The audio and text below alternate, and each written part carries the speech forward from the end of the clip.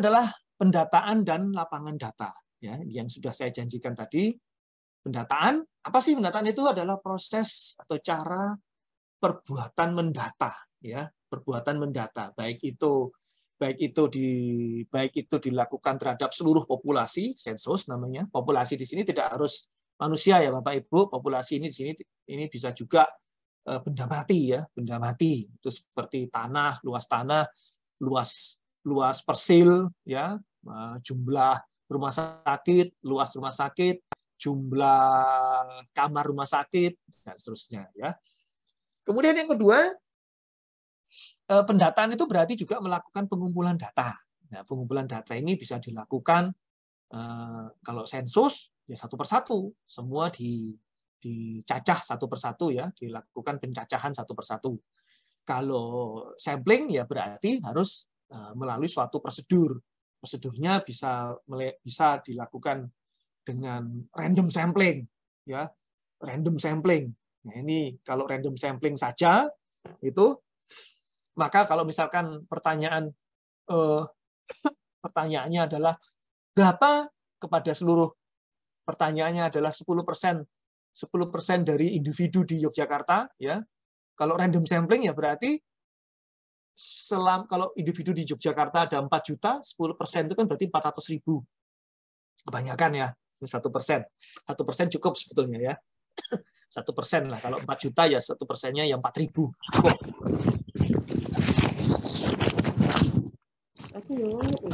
Bisa di mute, Bu. Ya, pengumpulan datanya kalau dilakukan secara random sampling dari 4 juta 1% ya. 10% 400.000, kalau 1% 40.000 ya. Maka kalau pengumpulan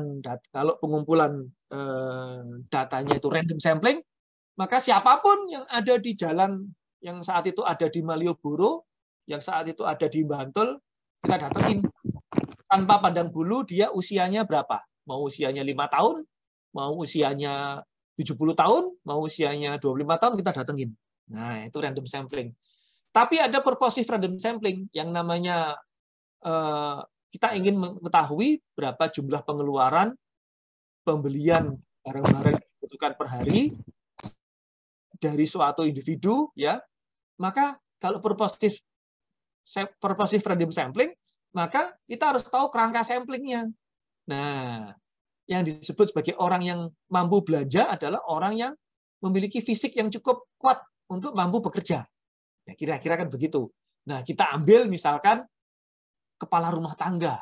Nah, ini berarti kalau kita sudah mengarah kepada pengambilan datanya, kita menggunakan unit analisis kepala rumah tangga, berarti itu purposive random sampling. Artinya, kita sudah mengarah bahwa yang boleh menjawab atau boleh dijadikan unit analisis adalah kepala rumah tangga. Dengan asumsi kepala rumah tangga tadi itu adalah orang yang memiliki kemampuan fisik cukup kuat, yang mampu bekerja, menghasilkan uang untuk keluarga. Nah, dialah yang cocok untuk menjawab pertanyaan penelitian kita. Nah, itu ya, ini unit analisis. Itu purposive random sampling. Ada lagi purposive stratified random sampling. Ya, purposive stratified random sampling. Nah, stratified ini kita memilah berdasarkan asumsi kemungkinan unit analisis tersebut memiliki uang lebih atau tidak. Nah, contoh, nggak mungkin kalau kita melakukan kita memiliki pertanyaan penelitian tentang jumlah penduduk miskin, yang kita datangi adalah rumah-rumah dosen, ya, rumah-rumah dosen di Bulak Sumur. Ya pasti penghasilannya kan kaya-kaya, atau rumah-rumah orang kaya di Merapi View, ya, di Merapi View di Jogja sana itu rumahnya orang-orang kaya di sana ya.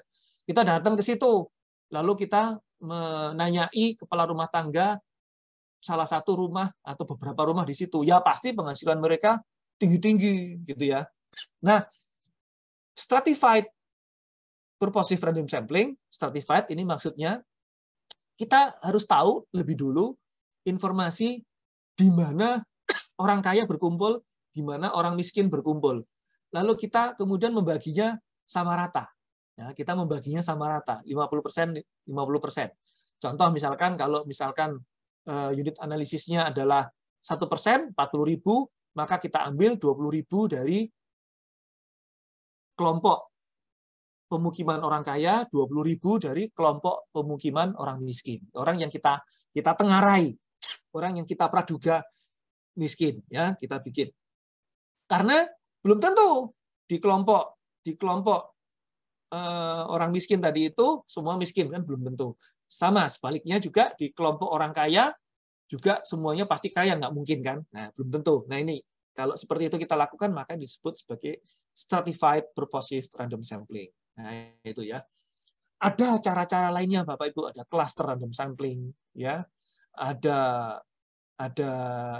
indigenous purposive random sampling dan seterusnya, ya.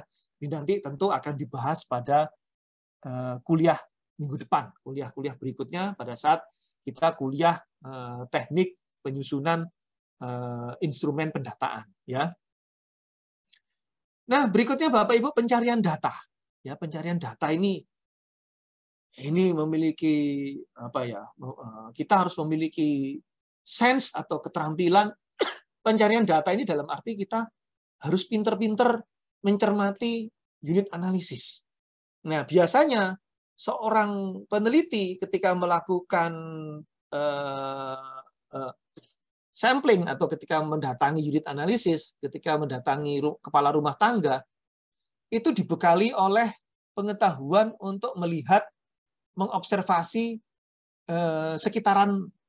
sekitaran dari rumah orang yang menjadi unit analisis tersebut. Ya, nah, sense inilah yang kita sebut sebagai observasi. Sehingga pada saat pengumpulan data, observasi juga diperlukan.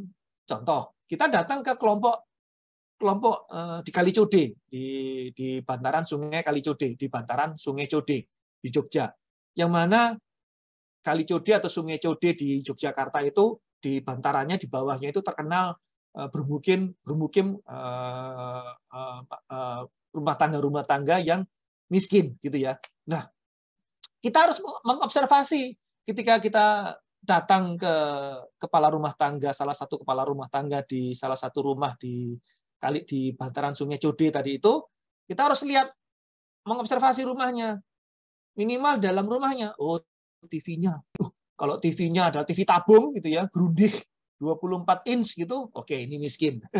Tapi kalau TV-nya Smart TV 80 inch, kayaknya nggak mungkin dia miskin. Terus sepeda motornya di sana bukan Sundap atau bukan Yamaha Super Cup gitu ya, tapi ternyata Harley Davidson. Wah, nggak mungkin ini miskin. Nah, itu ya, dalam pencarian data, kita harus melakukan observasi sekitaran dari unit analisis yang akan kita lakukan pendataan. Ya. Itu kalau untuk makhluk hidup. Kalau untuk benda mati, Bapak Ibu, misalkan terhadap luasan lahan. Ya. Nah, ini ada cara langsung, ada cara tidak langsung. Ya. Direct dan indirect. Ya. Cara langsung itu adalah tentu kita melakukan pengukuran secara kuantitatif, secara metrik. Kita ukur. Bayangin kalau kita ngukur luas suatu lahan, katakanlah perkiraan kita lahan itu adalah 10 hektar. Nah, kita ngukurnya gimana tuh?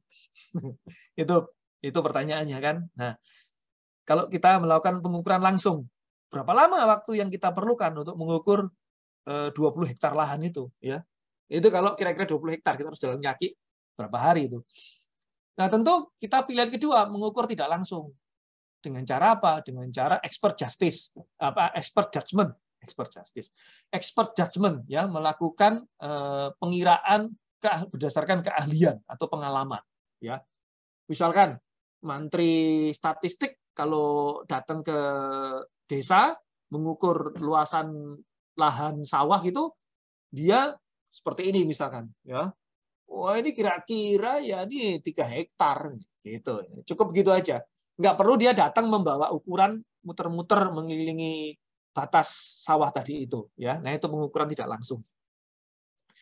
Jadi pendataan Bapak Ibu adalah proses cara perbuatan mendata, ya. Arti lainnya dari pendataan adalah mengumpulkan data. Ini sudah saya sebutkan ada 3 cara ini. Nah, ini kemudian lapangan data, ya. Data setting, ya, lapangan data atau data setting gitu.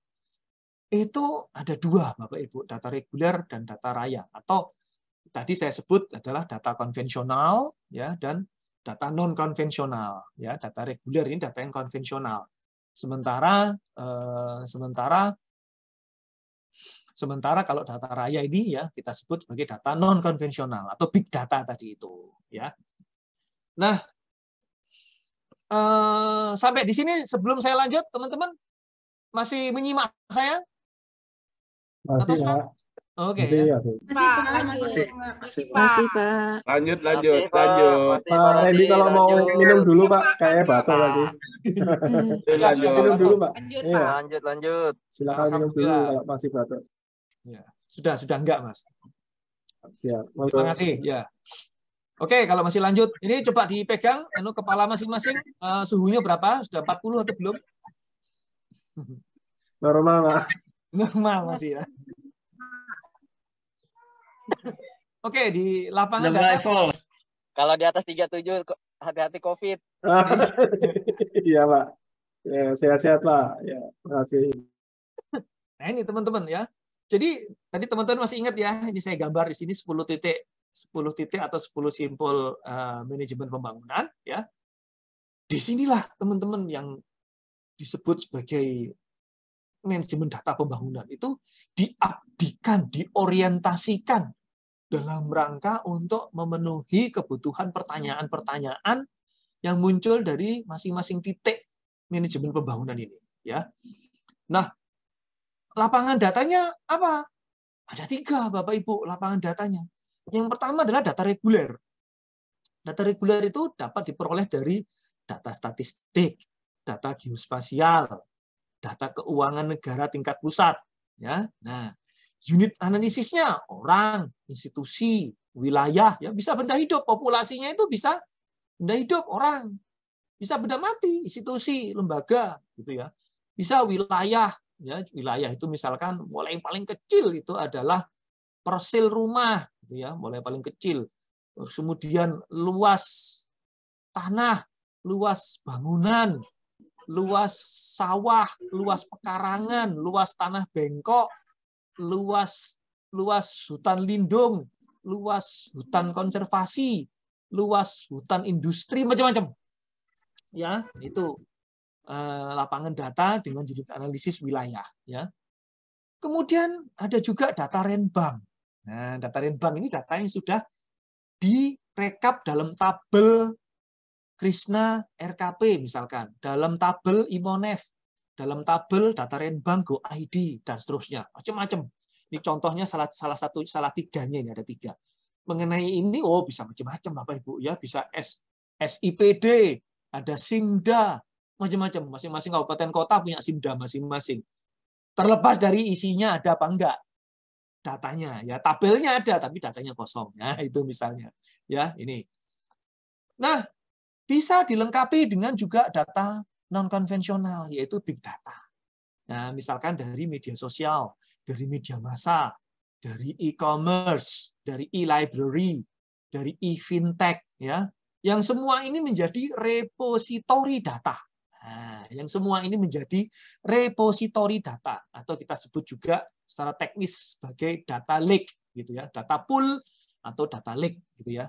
Nah, sifat dari big data ini berbeda dengan data konvensional. Ya, apa? Punya sifat velocity, volume, variety, veracity, gitu ya, viscosity, ya, gitu ya.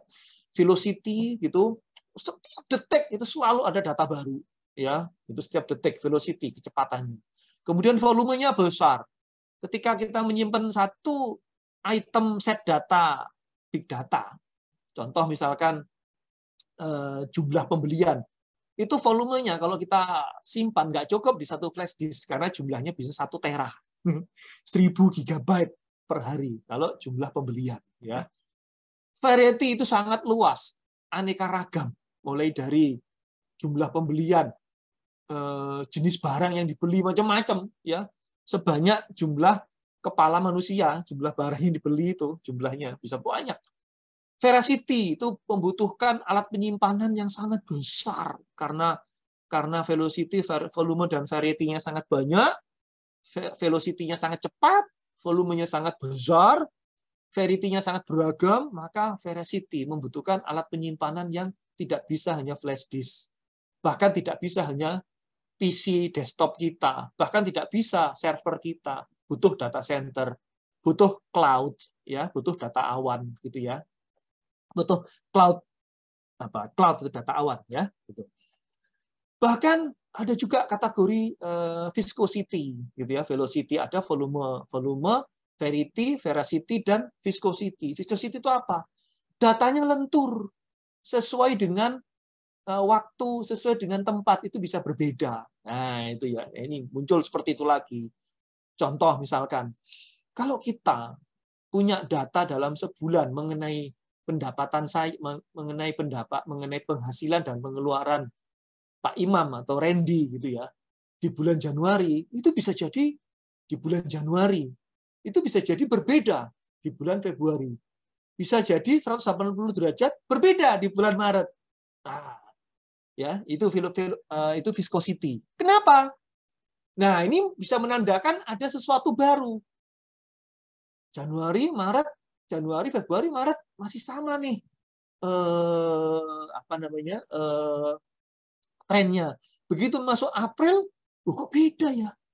Langsung pendapatannya drop, langsung pengeluarannya drop. Kenapa ya April? Nah, itu bisa beda. Nah, adanya viscosity data yang berbeda pada suatu saat tertentu, pada suatu wilayah tertentu, ini menunjukkan bahwa terjadi perubahan karakter pada unit analisis yang mengeluarkan data tadi itu. Ya. Kalau misalkan Pak Imam, Pak Randy bulan Januari, Februari, Maret trennya masih sama, kemudian April turun, trennya berbeda, ya terjadi lompatan naik atau terjunan turun, lompatan naik atau terjunan turun. Ini berarti ada sesuatu nih di Pak Randy dan Pak Imam. Apa nih? Oh, ternyata itu masuknya pandemi COVID, gitu. Harus di rumah sehingga nggak belanja apa-apa. Nah, ini berarti ada keterkaitan antara turun naiknya tren terhadap kondisi lain. Nah, ini yang saya sebut tadi di depan pada saat saya menjelaskan proses bisnis, ya, teman-teman di sini harus paham klaster data dan metadata. Nah, itu ya. Ini penting sekali konsep proses bisnis dalam manajemen data. Oke. Berikutnya adalah ekosistem data perencanaan pembangunan. Nah, tadi sudah saya sebut di depan pada saat produk data, ya. Pada saat produk data, saya sebut di sana ada pendataan konvensional, ya, dengan menggunakan CISAM. CISAM itu singkatan dari Census, Imaging, Survey Sampling, Acquisition, Monitoring. Ya. Sensus ini bila populasinya, baik populasinya itu manusia, wilayah, institusi, apapun gitu ya, 100% dari jumlah orang di situ, di Jogja ada 4 juta, semua kita jadiin unit analisis. Kayak itu sensus.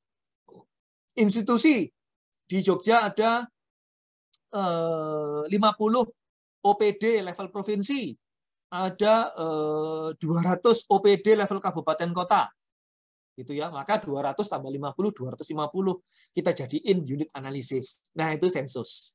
Ya, wilayah di Jogja ada 4.000 desa, maka 4.000 itu semua kita jadiin unit analisis, maka itu namanya sensus. Ya.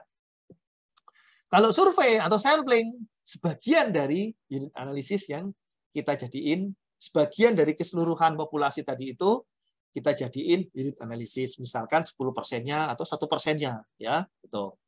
Kalau imaging itu kita menggunakan alat bantu pengukuran menggunakan drone, ya, menggunakan satelit citra, ya, image satelit citra. Bisa juga menggunakan satelit Dove, ya, satelit yang kecil-kecil itu, ya. Bisa pakai drone, bisa pakai satelit Dove, bisa pakai satelit yang memiliki daya rekam yang sangat tinggi, ya, itu imaging, ya. Contoh yang tadi saya sebutkan, kalau seorang petani, seorang juru mantik, ya, juru statistik, apa namanya, mantik, ya, juru statistik gitu ya, datang ke mantri statistik itu datang ke suatu desa untuk mengukur luas lahan sawah, capek dia kalau datengin satu persatu, kemudian ngukur satu persatu kelilingnya, capek. Nah, dia bisa menggunakan drone, ya, dia bisa menggunakan drone drone yang paling bagus itu langsung sebut merek ya, namanya Phoenix gitu ya. Phoenix yang harganya 800 juta itu, ada juga Phoenix yang harganya 500 juta itu ada juga. Itu memiliki daya rekam dengan spesifikasi kamera yang sangat tinggi sekali resolusinya ya. Bisa sampai 250 kali zoom. 250 kali zoom pada jarak 1 kilo, sehingga pada jarak 1 kilo orang yang tingginya 2 mili itu bisa kelihatan sepatunya mereknya apa. 250 kali pembesaran ya. Itu kalau pakai drone mereknya Phoenix ya. Itu imaging. Acquisition ini yang kita sebut sebagai yang biasa kita sebut cara lama kita nyebutnya adalah data primer. Data primer. Nah, ini sebetulnya acquisition, teman-teman. Ya. Data primer itu bisa kita lakukan sendiri pendataannya. Kita mendatangi sendiri analisisnya. Pak Imam mendatangi sendiri masing-masing rumah tangga di Yogyakarta, ya. Itu acquisition. Pak Imam juga bisa mempekerjakan pihak ketiga, menyewa PT manajemen sensus, PT manajemen konsultan sensus, manajemen konsultan survei, bisa. Kemudian hasil dari pendataan dari PT itu diberikan kepada Pak Imam. Boleh, itu acquisition juga. Pak Imam juga bisa MOU dengan BPS Kota Yogyakarta dalam rangka meminta data potensi desa untuk seluruh desa di Yogyakarta. Nah, itu acquisition. Pak Imam juga bisa minta data by name, by address, sensus penduduk 2020 yang ada di kabupaten kota Yogyakarta. Boleh, itu acquisition. Monitoring, ya Pak Imam bisa menggapai data, bisa melakukan pendataan, mengumpulkan data dari rekap data yang dihasilkan dari proses pemantauan secara resmi yang dilakukan oleh pemerintah daerah maupun pemerintah pusat. Misalkan data Imonef, data Krishna, data Sakti, data SPAN, operational monitoring sistem perbendaharaan akuntansi negara, SPAN, boleh, itu data monitoring, ya. Nah, itu dapat dipakai menjadi data konvensional untuk melakukan pendataan.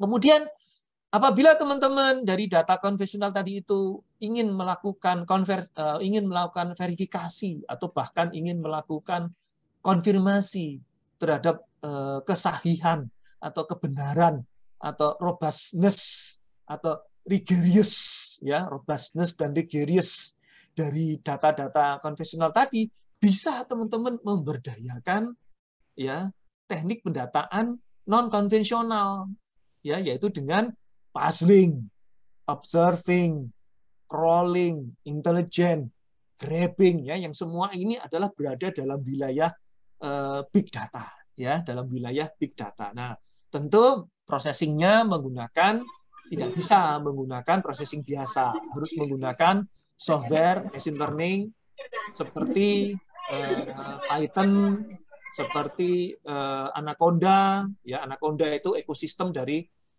Python dan kawan-kawan, ya, itu. Nah, seperti itu, ya. Nah, ini nanti akan dibahas lebih lanjut pada sesi kuliah berikutnya, mungkin kuliah ke-7 atau ke-8, Pak Imam, saya lupa itu ya. Untuk big data, penggunaan big data untuk perencanaan, untuk rencana pembangunan, untuk kebijakan pembangunan ini. Nah, itu teman-teman, ini ekosistem data perencanaan pembangunan.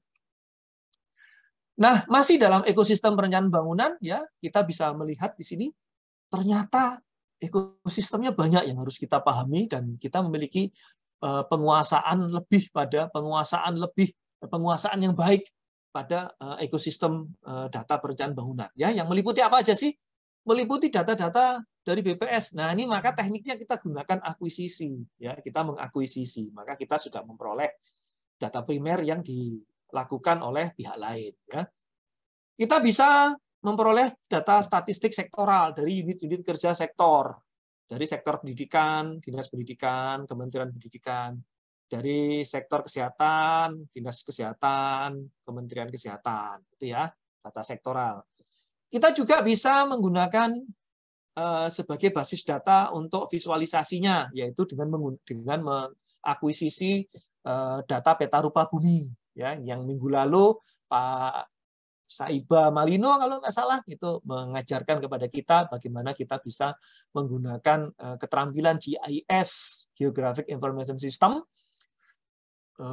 untuk bisa mengolah data rupa bumi Indonesia ini sebagai cara untuk memvisualkan data tematik, gitu ya. Kemudian kita juga bisa informasi geospasial tematik. Ya, informasi geospasial tematik ini bila sudah kita isi data spasial tadi itu dengan atribut-atribut yang sifatnya tematik, ya, misalkan jumlah penduduk per desa, ya, semakin tua warnanya maka jumlah penduduk di desa itu semakin tinggi. Jika Jogja misalkan ada 4.000 desa, maka yang warnanya hitam berarti desa itu jumlah penduduknya sangat padat, ya. Densitasnya 3 kali lipat di atas rata-rata. Kalau gradasi warnanya semakin muda, berarti densitas penduduknya, kepadatan penduduknya semakin rendah. Misalkan warnanya abu-abu muda. Nah, itu berarti kepadatan penduduknya 1/3 dari rata-rata. Nah, gitu. Sehingga kita bisa tahu di dalam gambar gitu, semakin tua maka semakin padat penduduknya, semakin muda maka semakin renggang penduduknya, ya. Kemudian kita bisa menggunakan data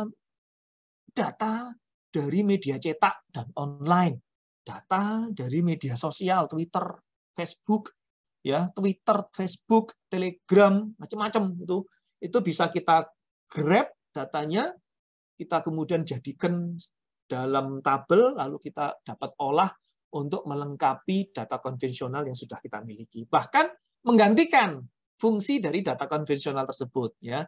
Dalam satu titik tertentu, data non konvensional dari big data atau data raya dapat menggantikan peran dari data konvensional, ya, pada titik tertentu. Tidak semua, ya, tidak semua, tapi pada titik tertentu dapat menggantikan, ya.